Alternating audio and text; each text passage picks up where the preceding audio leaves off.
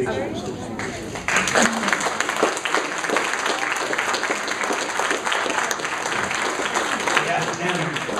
afternoon, everyone. Thank you for coming by this afternoon on this nice, cool day here. I thank all of you for being here. And there are many issues that you would like to discuss with me. And I think the important thing is that I have a lot of conversations in Washington on important issues. And I think that it's important that I come back to Arizona and have a conversation with the people of Arizona that I represent. I've been doing town hall meetings now for about 30 years. And there's only one ground rule, and that is that we be respectful. We respect each other, and we respect me. And that way we can have people engage in dialogue, and we can inform and discuss with our fellow citizens. So I respectfully request that we be respectful, and I know that there are very passionate feelings, particularly on the issue that I wanted to talk to you about today. So thanks for coming, and obviously the issue of Syria. And I think it's important for me to acknowledge to you that many of our citizens are very skeptical about this whole situation. I don't think that they have been informed. I don't think that they have had enough direction from the White House, and particularly those of us who are deeply concerned about this entire conflict. So there is a resolution that was passed out through the committee yesterday, and we will probably be debating on Monday and then probably voting later on in the week on a resolution, and then probably the House of Representatives within the following week or so. So there is a certain time sensitiveness to this town hall meeting. And again, I know immigration reform is important to some of our citizens here, and I'd be glad to discuss that or anything else that's on your mind. But I would most importantly like to mention Syria to you. First of all, I'd like to remind you that about over 2.5 years ago, there was a group of children, teenagers, that were writing graffiti on a wall in a town in Syria, and that was anti-Bashar Assad. His police came, rounded them up, beat them, and tortured them, and the family members and their friends began demonstrating against this really bad stuff. And those demonstrations turned into conflict. That conflict turned into a ever-widening conflict from simply beginning as demonstrations, and now it has turned into a regional conflict. Now, every day, practically, there's a plane load of weapons flying in from Russia into the airport in Damascus. Every day, there is a plane load of weapons flying in from Iran. There are Hezbollah, 4,000 or 5,000 of them from Lebanon, who are Muslim extremists that are fighting on the side of Bashar Assad. There is Iranian Revolutionary Guard, as the Iranians continue their path towards nuclear weapons, that are also on the ground and training people for Bashar Assad as well. On the other side, we have a group of people that are largely moderate, and the people of Syria are moderates. But there's also been an influx from all over the Arab world and even Europe of these extremist jihadists who have entered the fight as well. And these jihadists are very bad people. And so there are many times people say, well, it's just a choice between two evils. Well, I want to assure you, because I went into Syria, that the majority of the people who are fighting are moderates. Syria is a moderate nation. It is not an extremist nation, and they're not about to be governed by some jihadist from some other country. So, and look, I want to point out, I understand the skepticism that a lot of people feel about what we're doing and why we should do it, and all of us in this room feel that what happened in Iraq cannot and should not happen again. And so that obviously is a significant part of this debate. So what is it that I think is the right thing to do? In this resolution that will be before the Senate next week, it says three things. One, that we will take action to degrade Bashar Assad's capability to use chemical weapons. And on that issue, by the way, there's going to be no doubt that he used chemical weapons. The evidence is really overwhelming, and there's more and more coming. And he's already used them in small amounts. And none of us can watch those pictures of those dead children, dead and dying children, without being deeply moved. But is that sufficient reason for the United States to intervene? That's an excellent question.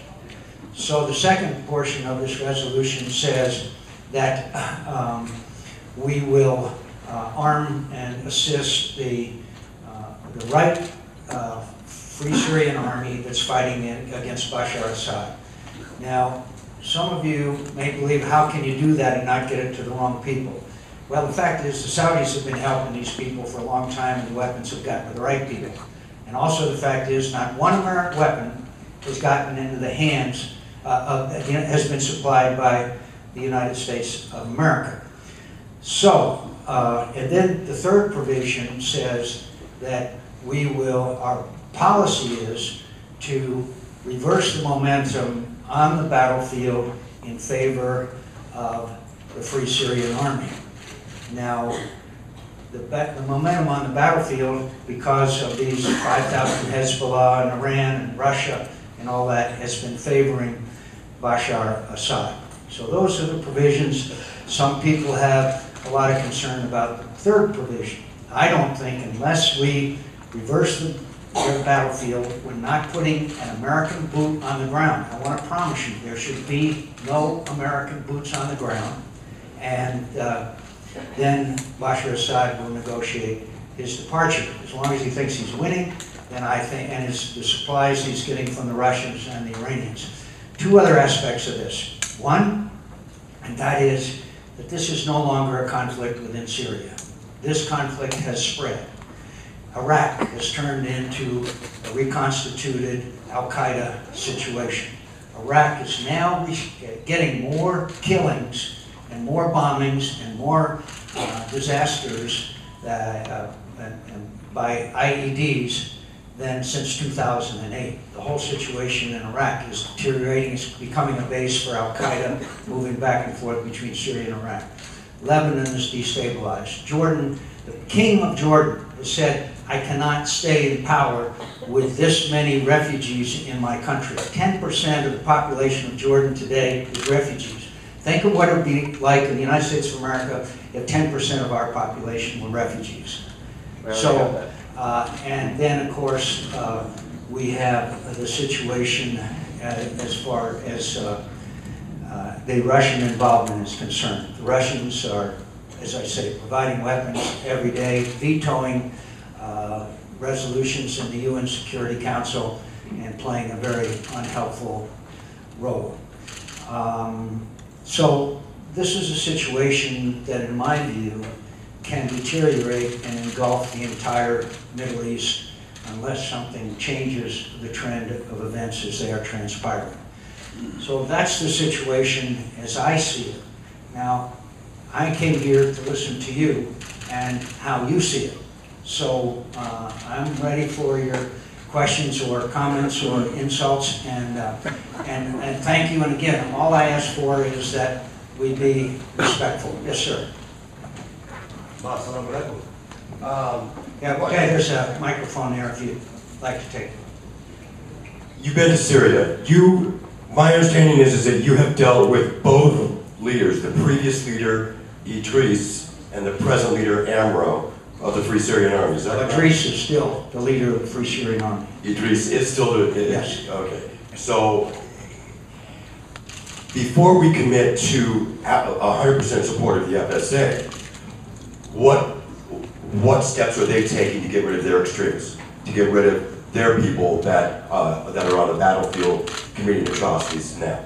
Thank you. That is an excellent question, and I thank you for that. Right now, they're they're almost divided geographically. In the north, the al-Nusra and al-Qaeda people are generally centered there. You get further south in the center, you get more of our Free Syrian Army people, and also in the south. And believe it or not, the jihadists, the al-Qaeda and al-Nusra people, are spending more of their time trying to impose Sharia law on the people than they are doing the fighting. And we do know who the Free Syrian Army people are, and as I said, the Saudis have been providing weapons and they've been getting to the right people. And look, I'm sure you may have heard or seen front page of the New York Times this morning. The Free Syrian Army or people, anti-Assad forces, executing 7 people. That's terrible. That's awful. That's disgraceful and unacceptable. But you know, when you get into these kinds of conflicts where people watch people slaughtered and see this kind of thing, it's one of the great tragedies of these wars. And I know for a fact that the Free Syrian Army does not condone such a thing.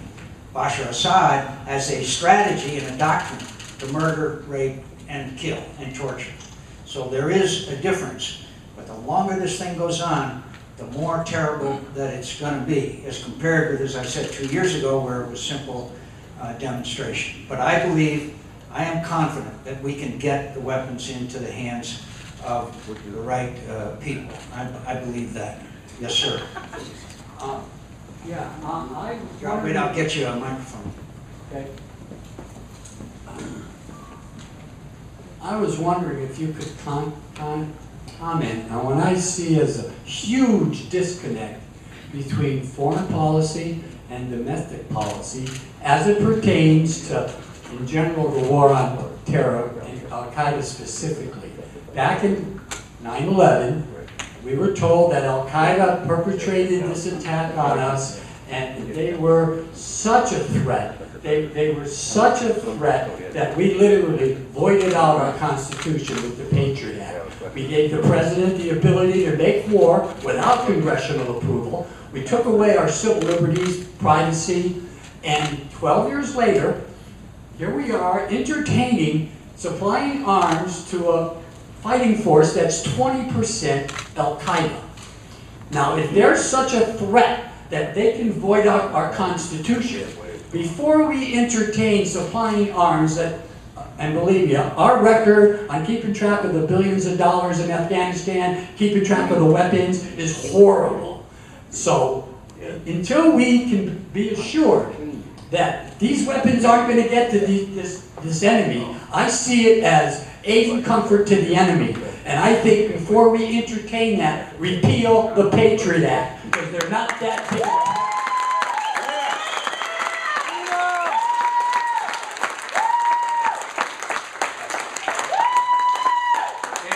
Very eloquent, very eloquent, and very persuasive. First of all, 20% of them, I think it's less than that, but whatever it's 20 or 15 or 25, they are not part of the Free Syrian Army. They are separate. But I think your point is well made about privacy, and this is the subject for a whole nother town hall meeting. But when we, after 9/11, after America was attacked, obviously we wanted to do everything we could to make sure it never happened again. And I would argue that some of the measures, many of the measures we took, prevented another serious attack on the United States of America. So I think that that is something we should all be proud of. But I think that you just struck a nerve, which I hear a lot from my constituents, at how far do you go when we're talking about invasion of people's privacy?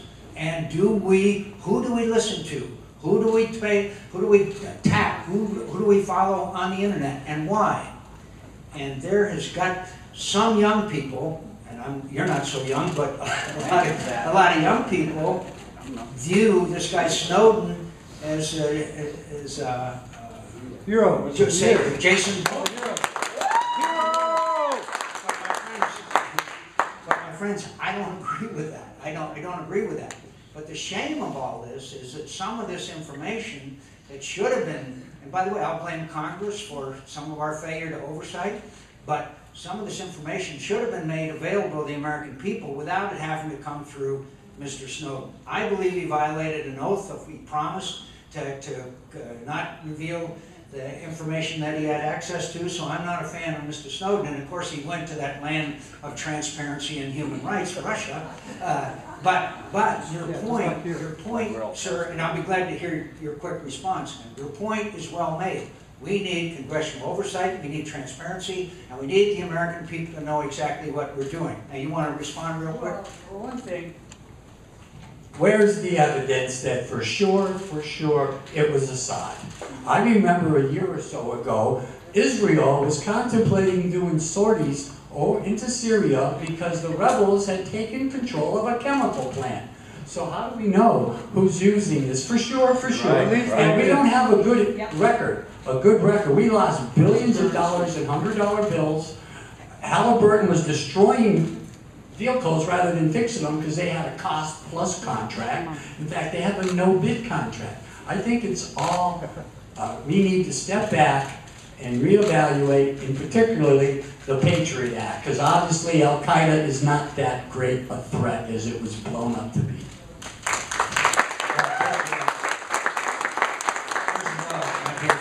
Al-Qaeda is still a serious threat. Now, I promise you, Al-Qaeda is still a serious threat. As long as there's the conditions that exist in these countries, there will be a breeding ground for people who are willing to blow themselves up to take our lives. You and I just have a fundamental disagreement there. But your point about the trust of the American people in what the government does to protect it is something that we're going, well, I mean, evidence the applause that you received. There's a lot of people who share your view that we need to have better congressional oversight and better information for the American people. Yes, sir. And then I don't have a question, but my name's Brian Bates. I'm a former Marine infantry combat veteran. I did a combat tour in Kunar Province, Afghanistan. Microphone. My name's Brian Bates. I'm a former Marine infantry combat veteran. I did a combat tour in Kunar Province, Afghanistan, 2005. Also 2006, Haditha, Iraq, roughly a year after the incident, which I know you're aware of there. I was also a private security contractor working with the Army Corps of Engineers who were leading the reconstruction effort in Afghanistan. I'm no stranger to Al-Qaeda, their affiliates, and the people of the region near Syria. I'm here to tell you that I'm completely opposed to military intervention. My reason?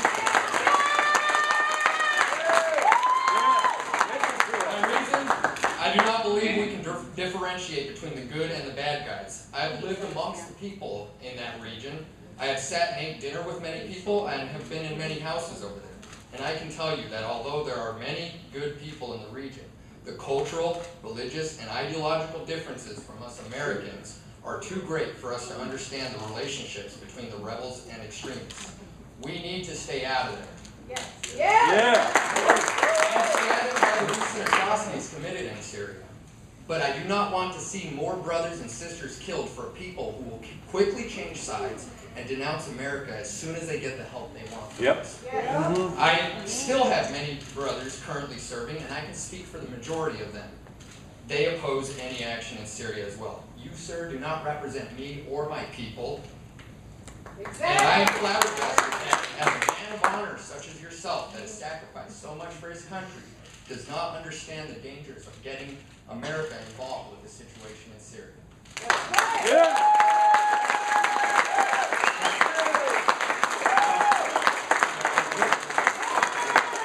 Well, before you leave, sir, I thank you for your service to the country. I'm grateful for it. I also have a son who's a Marine, Lance Corporal, served in Iraq, combat, 1st Battalion, 1st Marines. I have a son who's a Navy pilot. They don't share your view.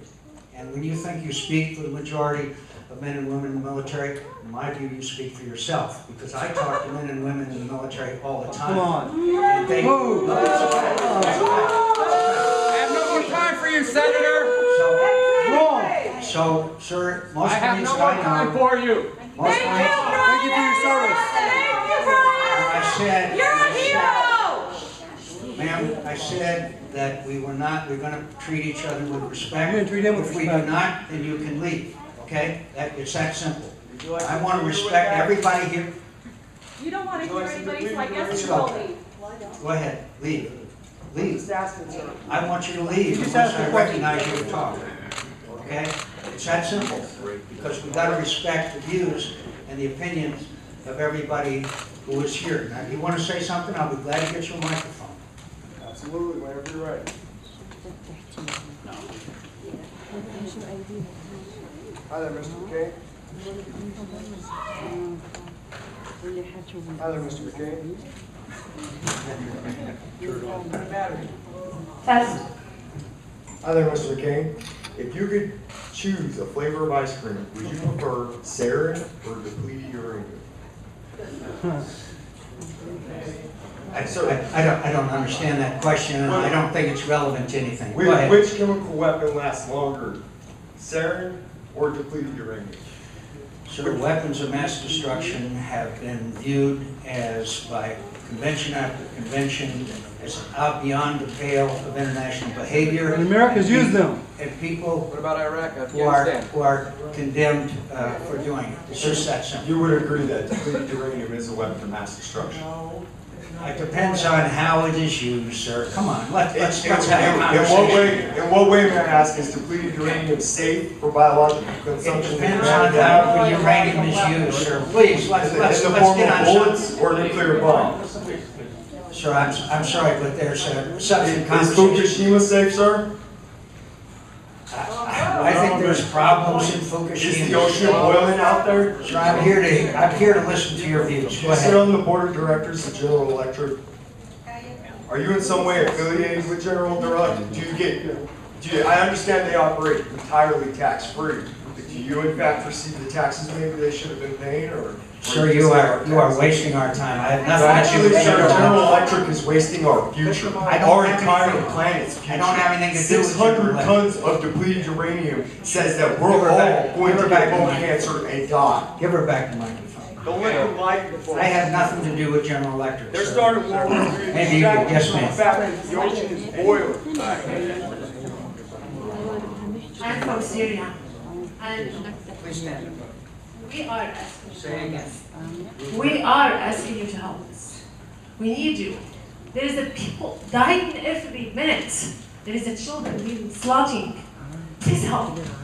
Don't think about it too much. If you're doing the right things, believe me. We are people in Syria. We need you. We need you. I beg you. Like they're waiting, you're wasting your time and their time. Every minute, people dying there.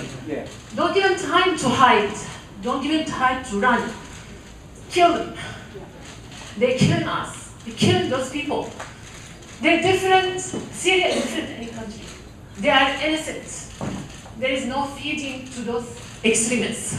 Believe me, we don't feed them. We don't want them in Syria. As soon as it's done, we're gonna fight them. We don't want them to leave. We don't want us. We are peaceful people. We're really peaceful. Syrian, if you just meet any Syrian people, they're gonna treat you, they put you on their head. They feed you if you're hungry. They give you shelter if you, we need you. The people are starting there. Girls being raped. Do you understand that in front of her family? Why are we waiting? You're doing the right thing. Believe me, you're doing the right thing this time. I hate war. I'm against any war. But this is different. Oh, yeah. You're gonna be standing by the innocent. This time, you're doing the right things. I assure you, please don't think twice. What you do is the right things. What you do is the really right things. We hate war, we don't want war. But they are killing us, no matter what. We're dying. You're gonna bomb the innocent? No. We want to help you too. We want you to target the right people. Assad is a killer, and he killed us.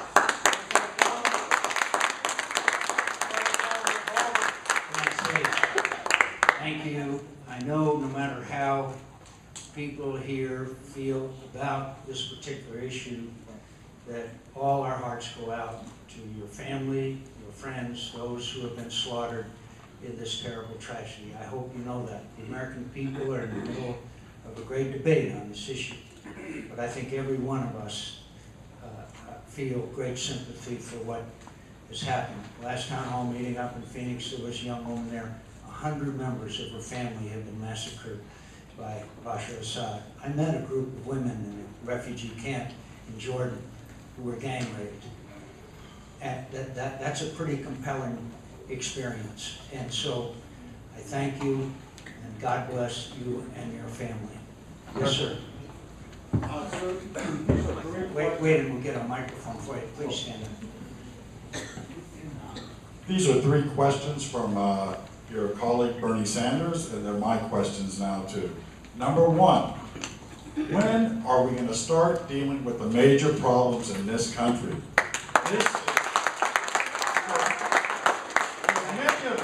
For many of us, this is the politics of distraction. This is 10 years now. We are war-weary. You talked about Iraq. We went into Iraq. Iraq is as big a mess now as it was back then. Yes, so sir. we obviously did not fix that one. So that's number 1. Could I answer that one first, Sure. and we'll go to number 2 very quickly? There's no doubt that the economy is an issue that is transcendent to all. And we're in the longest, deepest recession since the Great Depression. And it especially hurt Arizona because of its impact on our housing market. So I understand your priority. If I thought that the conflict was going to be confined to Syria, I would feel somewhat differently than I do. This is spreading. Nuclear weapons are spreading. Iran is building nuclear weapons as we speak. North Korea has nuclear weapons. They watch us do nothing, I guarantee you they will be encouraged. And if the entire Middle East is engulfed in this conflict, you're going to see the price of oil go up to astronomical amounts. So there is a threat to America's national security on this issue. Now, we may disagree, but that's my response to your first question. Now, give me your second question. Senator Sanders' second question is, there is no guarantee that this is going to have any positive effect. In fact, it could just make it worse, as we have done in Iraq. You know, you mentioned how, for instance, Saudi Arabia is helping us, as if that is a reliable outlet. Right. Many people, myself included, see it as the most reactionary regime in that whole region. And there are threats. When are we going to start supporting real democracies? When are we going to start to support real peace and not war? Let's make peace, not war.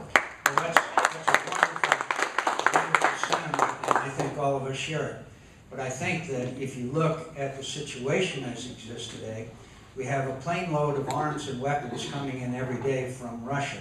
A plane load of arms coming in every day for Bashar Assad, from Iran every day. There's 4,000 Hezbollah, the most extreme Muslims that there are from Lebanon, that are now fighting on the side of Bashar Assad. We have the Iranian Revolutionary Guard on the side of Bashar Assad. We have hundreds of those people. My friend, it is not a fair fight, and that's the problem. It is not a fair fight. So if you want, I am not calling for American engagement or a single boot on the ground.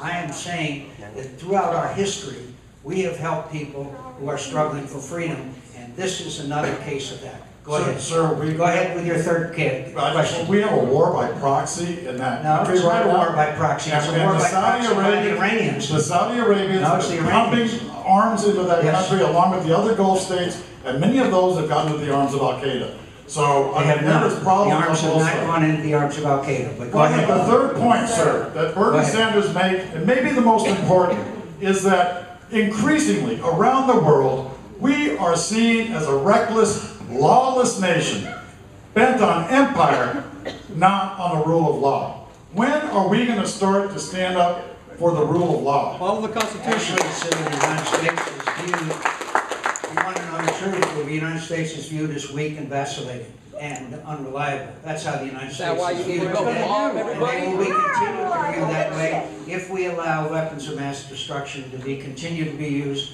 without response. Yes, ma'am, all the way in the back. Yes, and then I'll go up here. Yes, ma'am. Go ahead. Wait until we get a camp. Mike. We had boots on the ground in Benghazi, and look what happened there. Yeah. The response was, What does it matter how they die? Disgusting. And there has been no response to that. And I think there is a correlation. If a plane was shot down in Syria, how do we know that our leader would go and get those people? First We of all- didn't get those people in There will be Benghazi. First of all, there will be no plane that will fly within the envelope of being shot down. No plane will fly that way. And you know, you can say no, but it's a fact. Everybody's entitled to their opinion. Only one of us entitled to We our don't facts. trust you, sir. So the second point is, I don't think there's anybody besides Lindsey Graham that has fought harder on this Benghazi issue than I have. That we have worked, I knew Chris Stevens. I knew him well. He was a great man. And we have done every possible thing that we can to track down those people that were responsible for his murder and those who need to be accountable in the State Department and other parts of government and those who made up the talking points. I promise you, Lindsey Graham and I will never quit. And someday, we will get to the bottom of what happened in Benghazi, and we will hold those people responsible. And I'll hold my record of that up against anybody in the United States of America, much less the United States Congress. Can I go here? Yes, ma'am. Yes, ma'am. Senator McCain, I'm grateful that you came to talk, as you said, with us, but I'd rather if you would just for a while listen to us, because you are our representatives. That's what I'm doing. And the fact of the matter is, in all the polls that I've been privy to listening to, whether they were perfect polls or imperfect polls, it would seem to me that the account is that the overwhelming majority, 90-something% of the people, don't want to go to war. Right.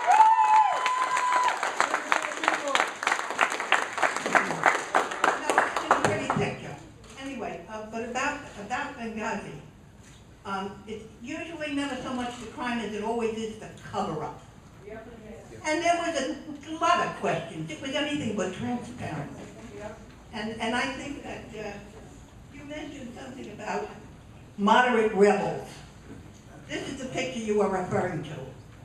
These 7 men have their heads in the dirt. They have blood on their back. They're handcuffed. It's gross. It's evil. I think we should stay the hell out of it.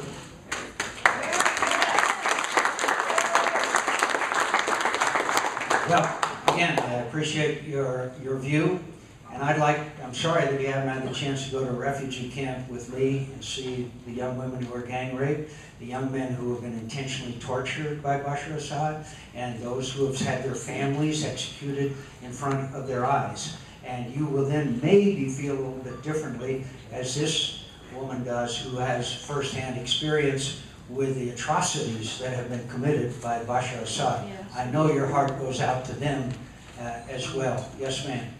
What about Waco, Texas, the atrocities committed there?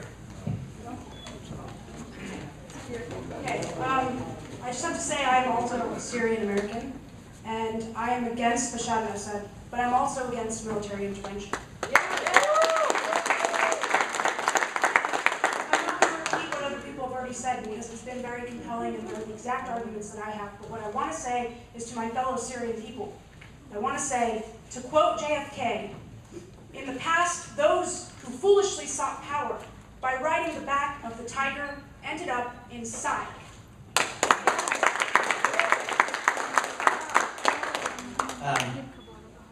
God bless John McCain, who he was, who he is, and who he will become. Thank you. My only response is also a very wise man that said, those who ignore the lessons of history are doomed to repeat them. All right, what do you have for doing?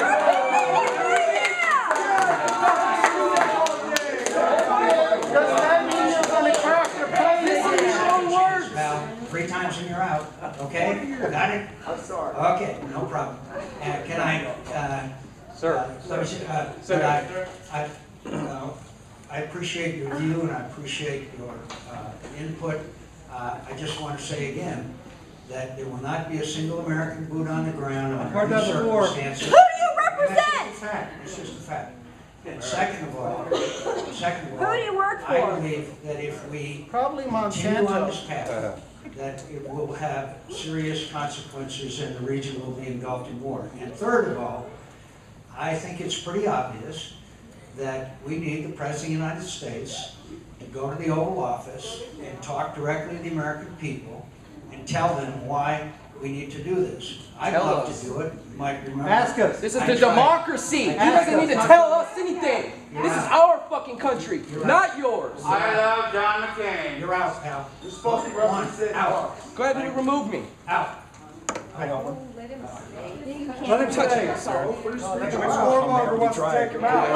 You'll be the one in jail. I'm just speaking my First Amendment rights, sir. Quiet. No, sir, you're not exercising your First Amendment rights. What you're doing is you're preventing others from exercising their rights and disrespecting them. Senator, that's wrong, and you're wrong for doing that. Senator. So I give everybody a chance to speak here, and you have to yell. Senator. Yes, ma'am. Go ahead. Thank you. Yeah, this is a compelling picture. Go ahead, ma'am. Hi, thanks for coming today. If I thought that we could use missile attacks and take out the ability of the president of Syria to do harm, I would say, let's go tonight. But you know, if we do this, we will kill innocent people. I do not know that. I'm talking. I used to substitute teach, nothing from But I can't believe that with all the resources this government has, not only our government, but other countries, we cannot figure out a way to bring pressure to bear on Assad to stop him in ways other than strikes that will kill innocent people. Please talk about other ways to stop this man besides cruise missiles. Thank you. Yes. Thank you for that comment. Could I mention for 2 years now, we're trying to get a resolution through the United Nations Security Council. It's been vetoed by Russia and China. We've gone to other international organizations and gotten no real response from them. And in over 2 years, this has gone from what was basically an uprising of the people to now a regional and serious conflict. And if you know of or hear of any other additional pressures, I would be more than happy to try to exert those. And I think you're exactly right. We should exhaust every effort we can. But I can assure you, as long as Russia and China continue to veto resolutions in the UN is not going to be the place where we can bring those pressures to bear. But your sentiment is I think, right on. Yes, sir. Thank you, Senator McCain, and thanks to everyone who's here. Thank you for the veterans who are also in the room. But as we're talking about Syria, I start to think about all the families and the individuals who are really affected. So I just ask that you join myself and also that the rest of the room also joins us in prayer for the innocent families who are being affected by the wars on both ends, whether it's good, whether it's bad. But I also think that, I heard someone mention about, domestic policies. We do have a lot of domestic policies that we need to worry about here. And the young lady in the front, the green, also mentioned about polling. And I'm thinking about, what are some top domestic issues? Budget is one. Immigration reform is another. And we saw poll after poll that up to 90% of Americans know that something needs to get done with our immigration reform. So I asked, what do we need to do to make sure that, at least, for the Arizona delegation, how do we move our 4 congressional delegates who are dragging their feet on dealing with this domestic issue? Because domestic issues are important, and so are foreign relations. Thank you. And by the way, could I mention we have representatives of our hearing and visual impaired community here today, and I want to thank all of you for coming. Thank you very much for taking part in this town hall. Thank you. If you have a question or comment, just raise your hand. All right, so let me just finish. The issue of immigration reform is something that we need to address. I think that all of us would agree on one thing, and that is the status quo is not acceptable. That's 11 million people in our country illegally. We're not going to round them up and deport them, so we need to address the issue. So we're asking our Republican and Democrat friends that if we could sit down together, pass legislation in the House, have a conference, and get a bill to the President's desk to resolve this issue. And I know that there's very passionate views on this issue, but I don't think it's going away, which argues then for us to sit down together and hear everyone's views and address it. Could I ask this man right here? Yes, sir. Well, since we're switching a little bit to domestic issues, I have a question because you used to sit on the Senate Committee on Health, Education, Labor, and Pensions, and that committee recently, that's why I said you used to, and that committee recently favorably recommended the passage of the reauthorization of the Workforce Reinvestment Act, or Workforce Investment Act, which contains language that authorizes the payment of sub-minimum wages to individuals with disabilities. And it also has language moving the Rehabilitation Services Administration from the Department of Education to the Department of Labor, which further separates it from the special education function of the Department of Education. And one, we're asking that you not support that when it comes to vote on the Senate floor, which we understand is going to come to vote shortly after you return from the recess. I think so. Well, that's what we're kind of hoping, that that it does get delayed and that there's a chance for amendments that would change Section 511, which is the section that has the language authorizing the payment of the sub-minimum wages, which sort of ties it into Section 14C of the Fair Labor Standards Act, which we have, of the National Federation of the Blind, have been challenging for quite a few years. And we were hoping that we could get your support and get your thoughts and comments on that. Thank you, sir. You're the best informed attendant at the town hall meeting that I've had. I would be glad to examine it. I don't think it's coming to the floor because we're going to be consumed by this issue that we're discussing today, and also then there's the debt limit, which will then cause another reason for the approval rating of Congress to dip even further if that's possible. We're down to paid staff and blood relatives now. But I would be glad to look at it and be glad to hear from you on it. And the National Federation for the Blind is a very important organization. Is that a lab? Is that a lab we're doing? Lab? Actually, beautiful. You should see it. Labs are the only love that money can buy, and it's a beautiful dog. Senator. Thank you. Senator. Yes, ma'am. First of all, thank you very much, Senator. And excuse me, please, because my first language is Spanish. I came to this country illegally. I have earned my citizenship. Yeah.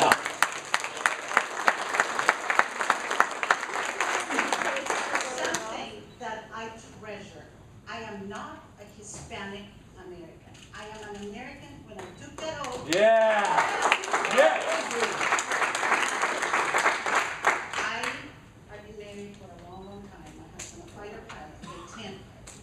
I know what is in the military.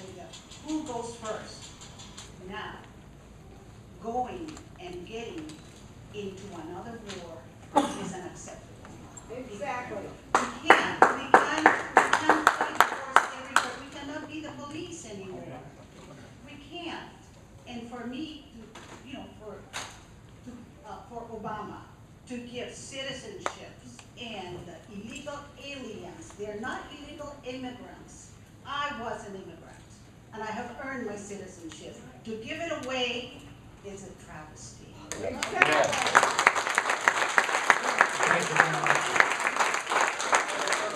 I hope that I could get the information concerning this proposed legislation. It's a legal status, and then 10 years before a green card, thousands of dollars in fees. Pay back taxes, learn English, get to the back of the line behind everybody else. Those are very tough provisions in this legislation. So, again, and so, I want to be able to get out. Just Please say, don't secure the border. if you have a better idea of how to address the 11 million people who are in this country illegally, I would be more than happy. I think I have the best idea. Create a stimulus package. You haven't given me the answer. Thank you very much. Senator Creed, Yes, sir. this package, you give $2,000 reward for turning in an illegal immigrant. Yes, my name is Tarif Jabber. I'm originally from Syria. I came to this country in 1980. And I see a lot of dialogue here, and I can tell you that this is something people in Syria don't enjoy. There's a dialogue between Senator McCain and the people. And that's something we here take for granted. If you do this in Syria, you'll be shot, you'll be executed. One thing I want to tell you, I came from outside. I came in 1980. I worked hard. I have 2 kids going to the University of Arizona. We value our freedom. I know it. You guys take it for granted. When I mean you guys, I mean the people who were born here don't understand this freedom. And going to war, I'm against war. However, we got to remember what happened when you get a tyrant non-stoppable. We all know what Hitler did. A lot of Jews died. There's a line in the sand that is drawn. And that is when you see a tyrant going beyond. The freedom that we are enjoying has a price. Let's not be mistaken about it. There's a price for it. Again, I'm against war. But we're not talking about war. We're talking about a dictator who displaced 7 million, a third of the country. Imagine you have 130 million people in the United States have no home. Just imagine that for a second. All it takes is one of G's. Let me finish. I respect. Let me finish. So what I'm saying One is, nuclear meltdown, and more than that will be the place marked by words. 2,700 houses. what I'm saying. You, Gregory Osco, our own NRC chairman, said it. What I'm saying is, nobody wants war. I don't want war. I don't want my kids to die. And what we're saying is that this dictator has to stop. If you don't stop him by this chemical, next thing is Iran. You see that we are weak. We are paying the price for being a super America. We have to maintain it. If you want to sit back, that's fine. We degrade ourselves from the superpower to the next level to the next level. So it's our choice. And I applaud Senator McCain for his stand. Thank you. There's a gentleman in the back that's been going crazy for the last half hour, so he wants to record this important response that I have for him. Get close to the camera so you can. Just go ahead. The question is this: how, two-parter, how is amnesty not going to bring about a civil war in this country when it brings in 50 million over 10 years? And how is getting involved in Syria not possibly going to start World War III? And that'll be on Obama. It ain't going to be on me. Hope it's not on you. Thank you. First of all, Who do you work for? I don't think, honestly, that you're looking at 50 million people, but I do believe that we're looking at a situation where there's 11 million people. We're not going to leave. You say there's more than that. All I can do is rely on government figures. But Don't trust those. Check your work. no matter how many there are, they're living in the shadows in this country. No one here can give me a rational argument as to how we round up all these people and send them back to where they came. Done it before. No, it's not been done before. Yes, it has. It has never been done before. And so, let me finish now. Okay, I'd like you finish your comment. And so I think that we should at least agree that we need to look at this issue and we need to somehow work our way through it. Until you And if do you stop have a sending way- the cops after us. You know something, pal? I'm a little tired of you yelling, okay? I will recognize you if you will be polite and respectful to everybody. No Okay? problem. You won't be? I said, no problem. Okay, thank you. But just Okay. let me Just say wait one just a thing. minute until I finish If I keep answering my his hand up, question, I'll will have you? to apply for medical care. Adios. What? So, The follow-up is adios. So, and I don't believe it's World War III, but I believe that World War II You do know began U.S. Supreme when Court decision, Texas versus Hill, says that you cannot take away the freedom of speech of I someone. believe that World War II began because we ignored people like Hitler and Mussolini and the Japanese and others who were committing unspeakable atrocities while we turned our heads. And then we ended up with 6 million Jews being incinerated with the same kinds of gas that is now being sprayed on to innocent Syrian people. And anybody who saw those pictures, and I know you did, of those children stacked up, those dead bodies, my friends, you have got to be moved by this. Now, you may be against American involvement, but you can't help but break your heart when you see the bodies of innocent people stacked up who have been murdered by a guy who's a mass murderer. So my answer to you is, there will not be a single American at risk at any time if we give the weapons to the people who are fighting for freedom. That's my answer to you, and I don't expect you to accept it. Now, but because you've been so patient, go ahead and you respond. You and I both come from long military lines. Right. I say this, if we're going to fight a war, we fight to win. That means total warfare, not this baby steps, because that drags you in and makes you look weak. If you're going to do it, you do it like a grizzly bear, period. Or you don't do it. We've been playing this game since after World War II, and too many people in my family are buried in Culpeper. Too many in my family are buried in Arlington. So if you're going to do it, you do it right. And smack some people around the Senate, whatever. You either go or you don't. I prefer don't. I thank you, my friend, and I want to thank you for your family service to the country, and I thank you for yours. Yes, ma'am.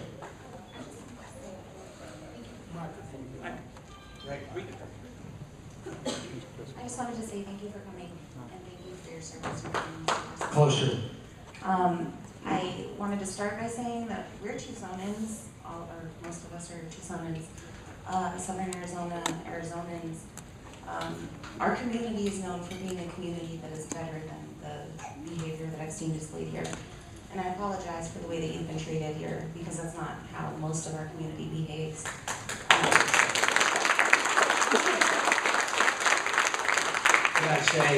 Could I say, as long as we're respectful, I certainly can take the arrows, because that's what it's supposed to be all about. It's open and honest exchange, and I respect it. I think that's what it's all about. And I appreciate it. I really do. Go ahead. If there's any way to switch the topic, I support Syria. I think you guys are beautiful. Speak up, please. I'm sorry. Is there anything being done to protect medical marijuana card holders from DUIs? That's my question. I didn't hear it. I'm sorry. Is there anything being done to protect medical marijuana users from DUIs? You know, every once in a while I don't have an answer. I promise you I will look into it. I have not, I honestly don't.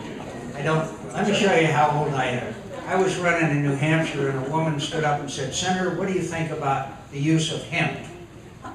And I, naturally assuming that that meant making ropes, I said, "I think it's great. Hemp all the time, all the hemp we can get." Found out later on that maybe there was another use for hemp. So on that one, I would like to get back to you if you could get to my staff on that. Thank you. I just have a quick question, kind of an observation. I'm sure everybody in the room remembers the President Bush standing on the aircraft carrier proudly proclaiming mission accomplished.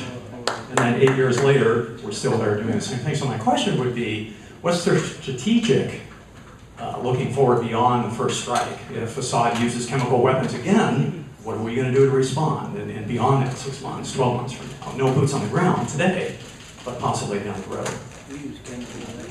So I think that's a question that many people all over our state are asking. And I think the answer is that if we supply those Free Syrian Army people that we trust, not the extremists who, by the way, are flowing in every day, then we can change the battlefield equation, and then negotiations would begin for the departure of Bashar Assad. If he is still winning, then obviously he is not going to depart. So the ultimate goal is not sending in any American troops. In fact, if you send in Americans, I think it would have the opposite effect. I think it would be just harmful to everything. But if you give these people, look, some of them have AK-47s. AK-47s don't do very well against tanks. And so we need to give them the kind of equipment that they need, in my view. And I want to promise all of you, and I understand how cynical you should be and are because of what happened in Iraq. You just pointed out.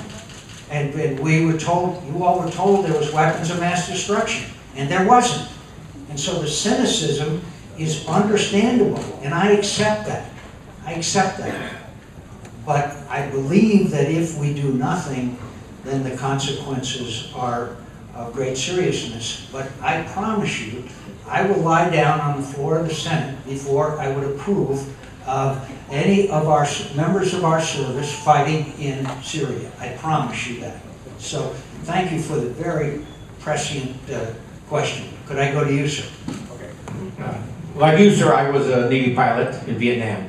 And better than me. Oh, I did get back without having to be put in prison. But anyway, I was reluctantly required to use chemical weapons over there. Napalm and the rockets we had there.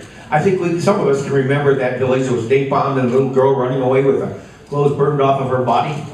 That's chemical weapons attack. So we're not pure. Also, I'm not for dictatorships, but I am for honesty in government. And as far as a chemical weapons attack, the only question that's asked is who stood to gain by this chemical weapons attack? It wasn't Syria. They were winning the war. It was the rebels or the United States that supported them. So I think we should wait for the United Nations to come back with their report on chemical weapons. First of all, I agree with you that war is a horrible thing.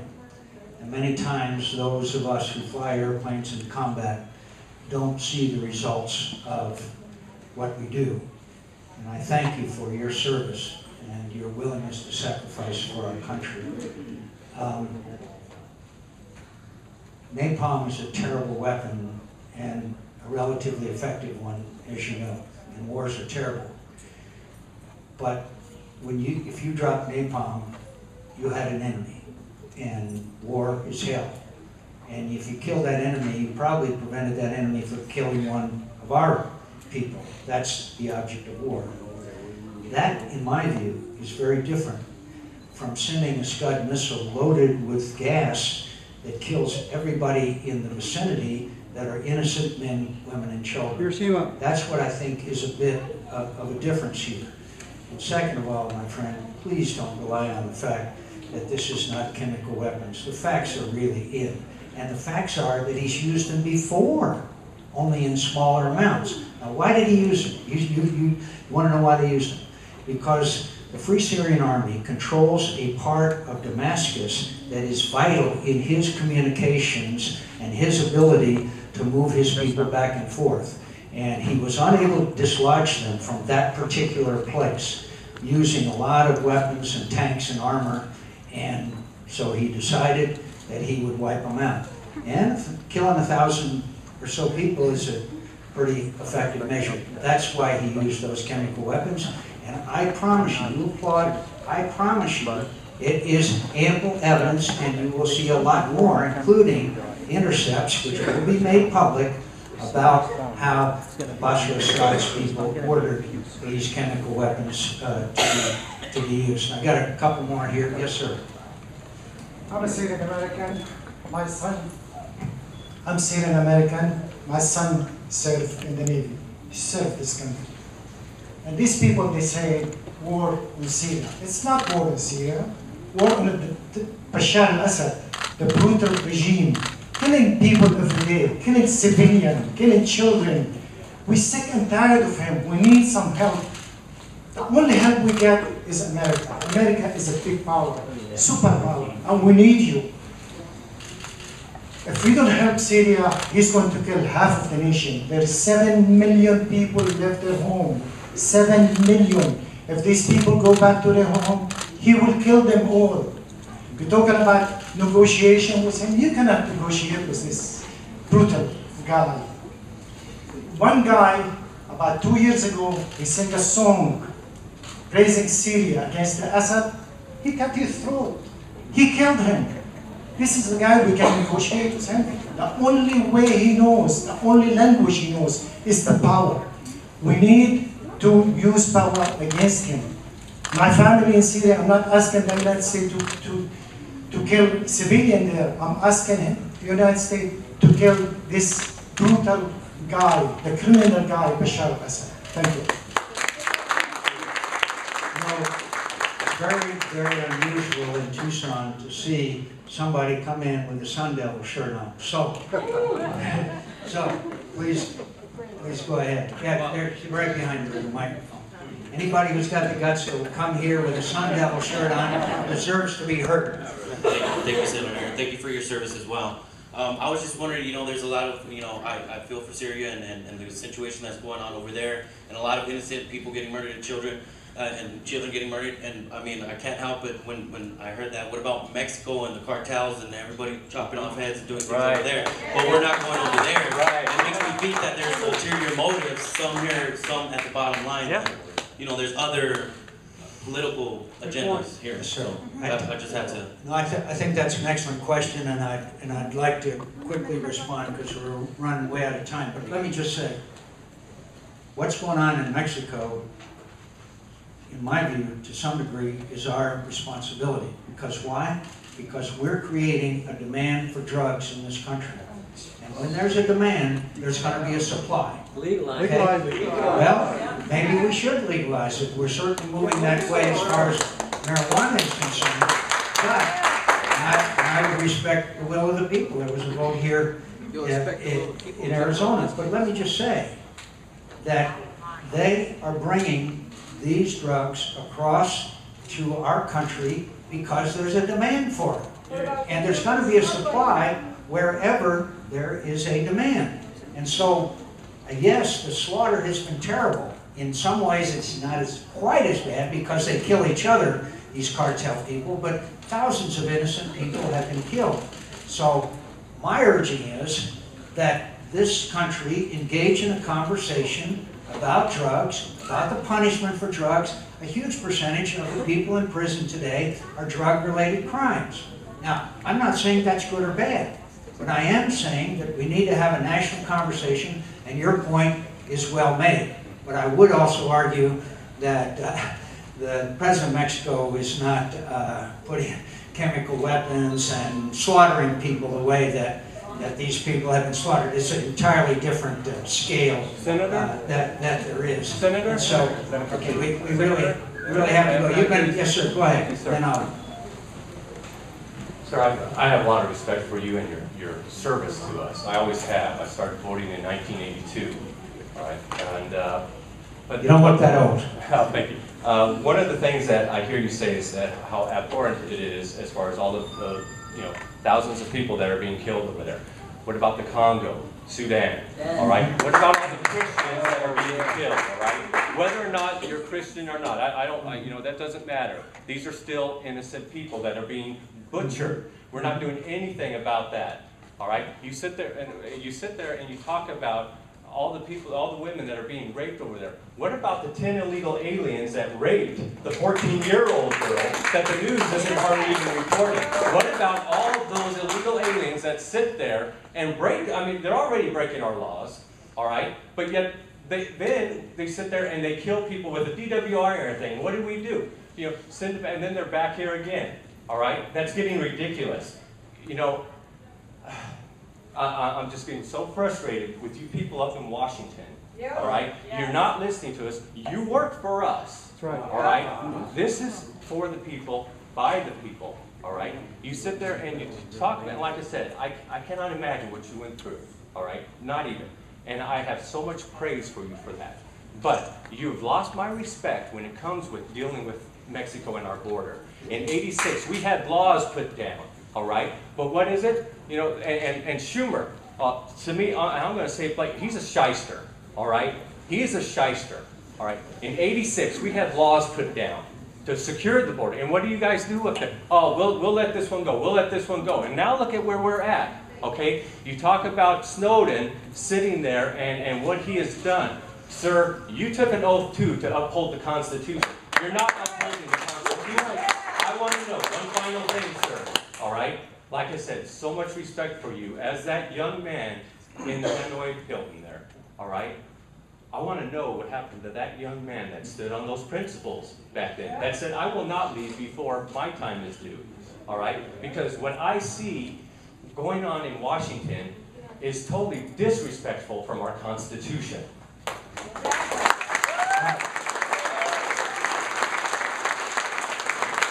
Thank you for your kind words.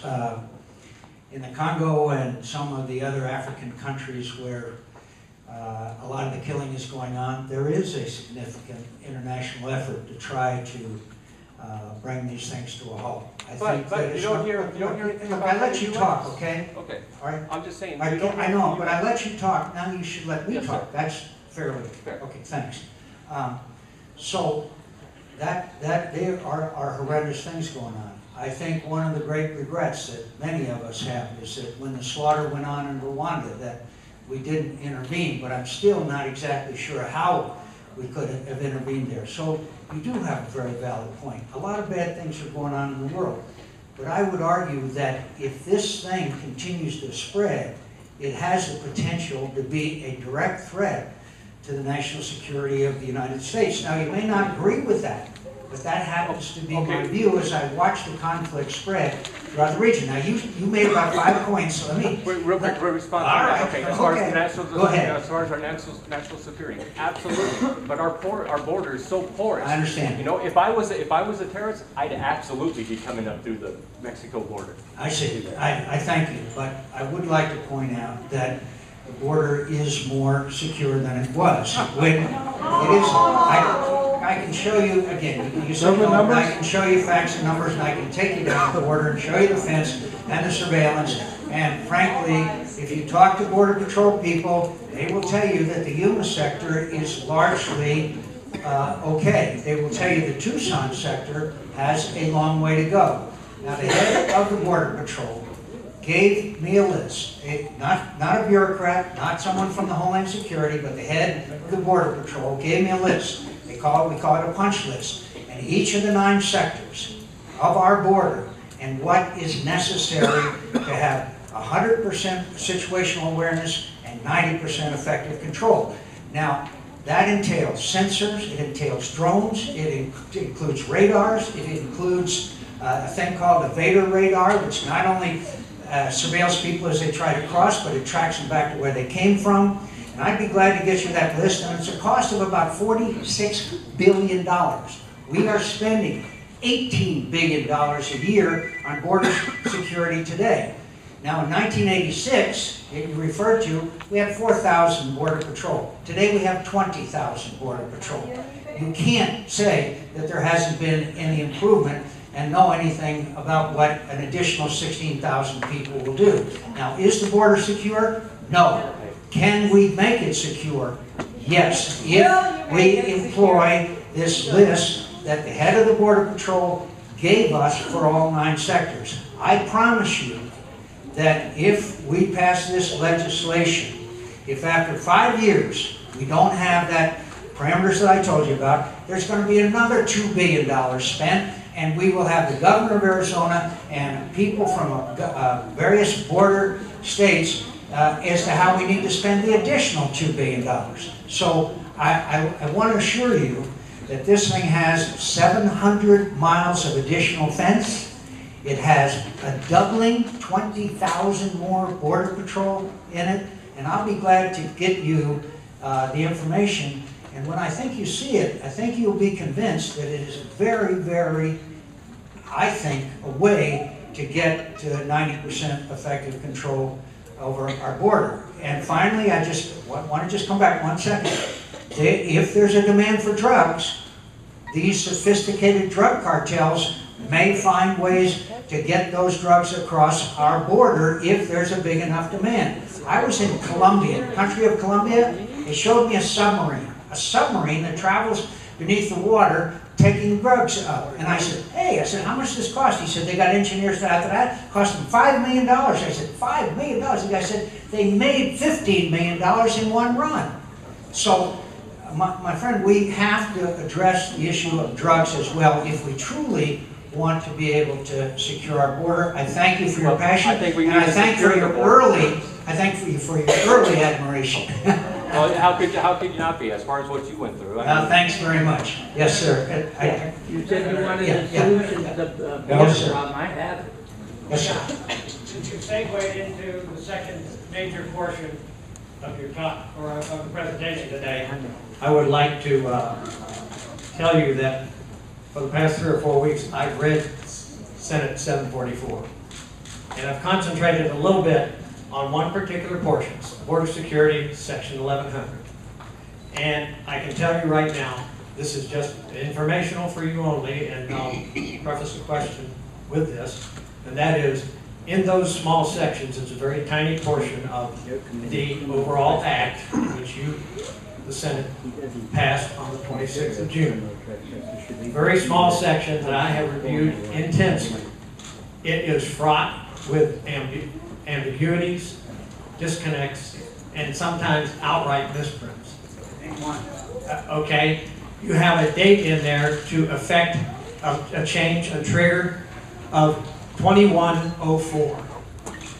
2104. It's only, I'm sorry, Senator, but I can show you the page. All you have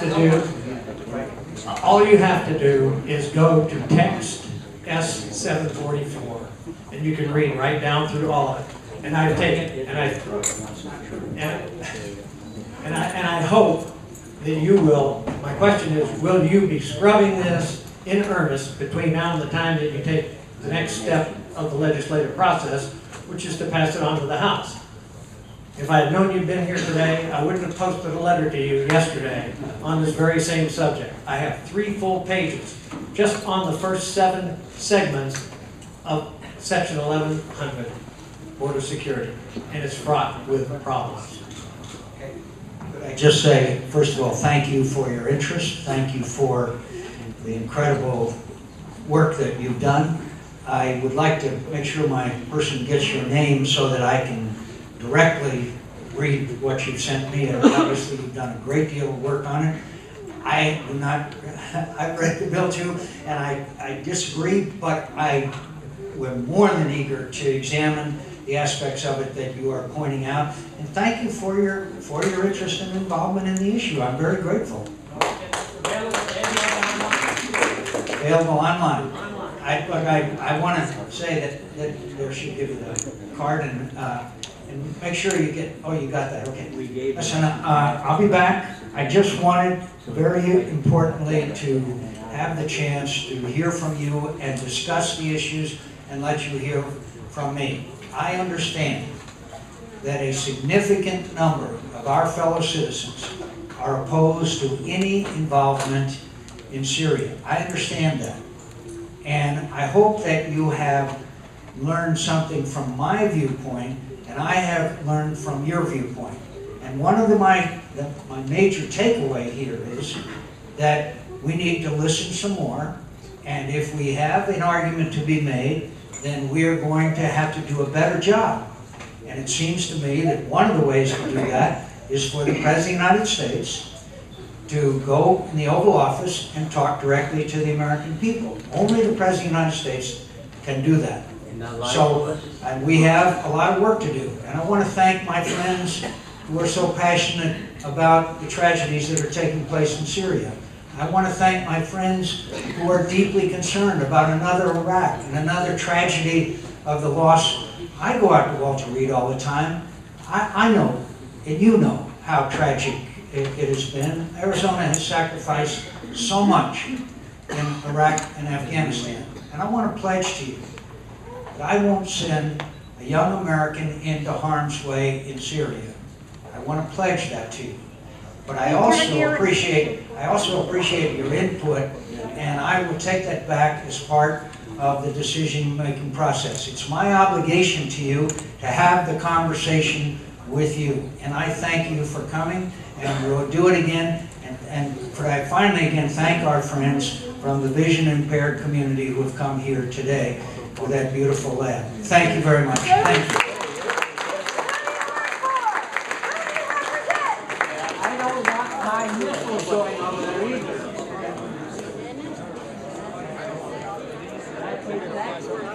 Were you surprised at the emotion here today? A great deal of emotion. You saw those relatives and family in Syria being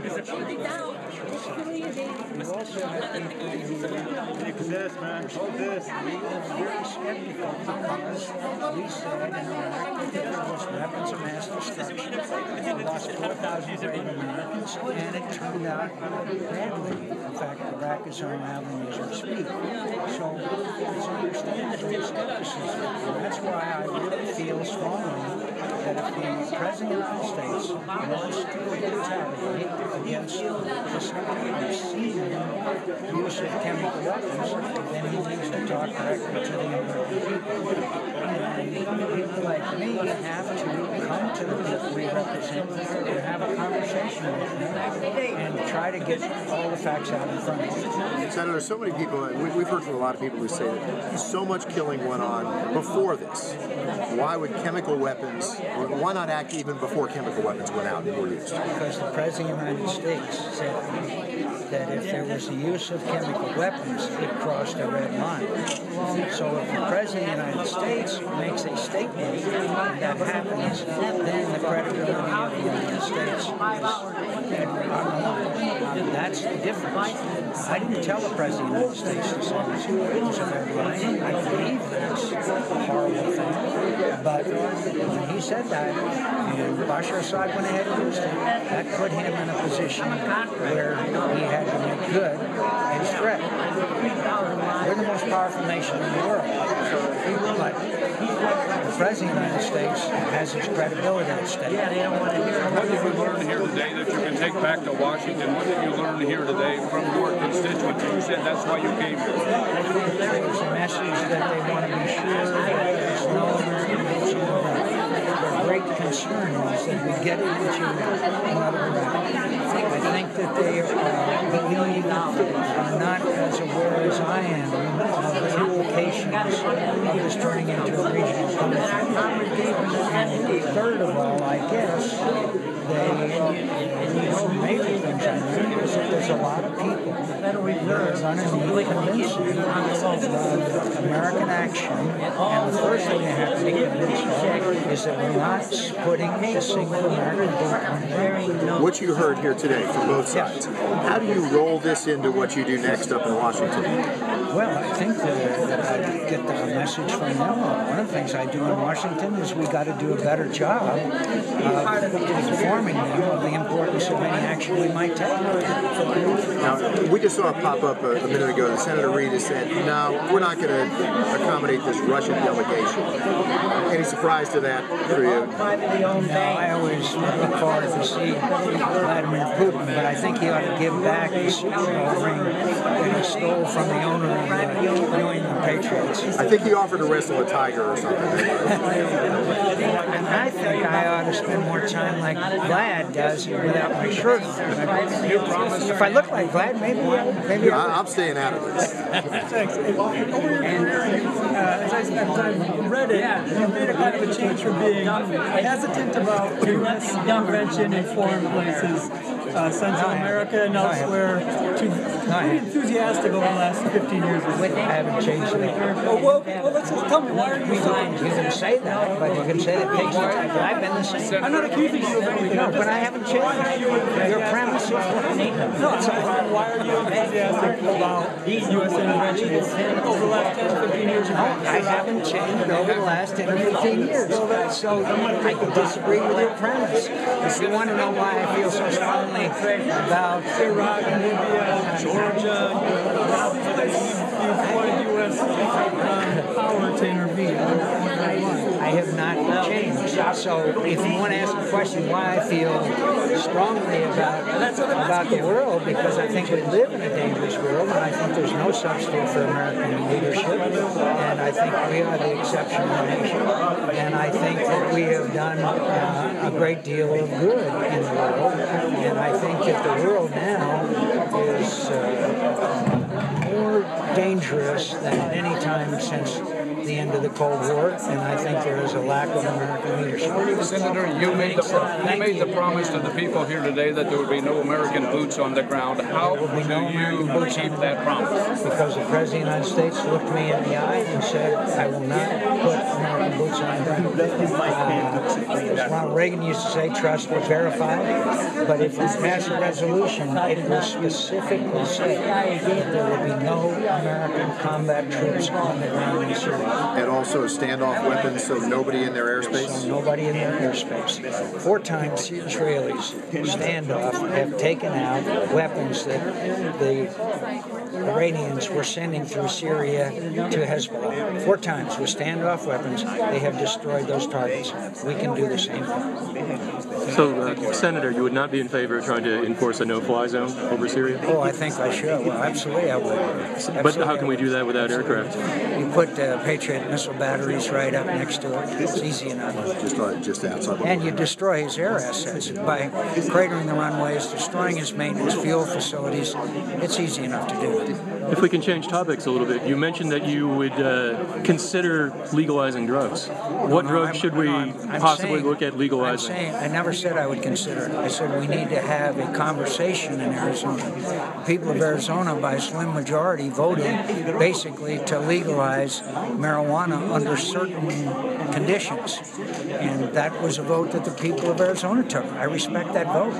Now, I may not agree with it, but I respect it and will do everything I can to make sure that the will of the people is enforced. But so you're not in favor of that? No, I'm not, but I respect the will of the people, and many times the will of the people have expressed their will, and I've respected it, and enforced it. That's what democracy is supposed to be all about. They're changing the topic as well, and immigration. Prosecutions for immigration offenses have risen for the last couple of decades. The Senate bill calls for tripling streamline. Why do you support the expansion of streamline specifically in Tucson? And there are people who say, there's no cost-benefit analysis. How do we know it's... Because I believe there's a significant cost-benefit analysis, and I think repeat offenders should pay a penalty. It's been a deterrent. What evidence? That's what I get from the Border Patrol evidence. I say that repeat offenders after Operation Streamline don't come back. That's what they say. Why do you think prosecutions is because of deterrence. Why do you think that is? Because it's a deterrence. Just because it's a deterrence. But the prison. It's a deterrence. Yes, it's a deterrence. Okay. You've done a lot of these town halls. Is this one exceptionally hostile? No, not exceptional. The only thing I ask, like our friend here, who was very eloquent, that they be respectful to others. People keep interrupting. It's not so much that it bothers me. It keeps other people from being able to give their opinions and views. That's why I say that. Just be respectful, be as passionate as you want, but don't interrupt and don't yell. Because if we violate that, and then it just deteriorates. But like, for example, this gentleman right here made about 5 points. They're all, I think, very worthwhile discussions. How does this compare to Phoenix earlier?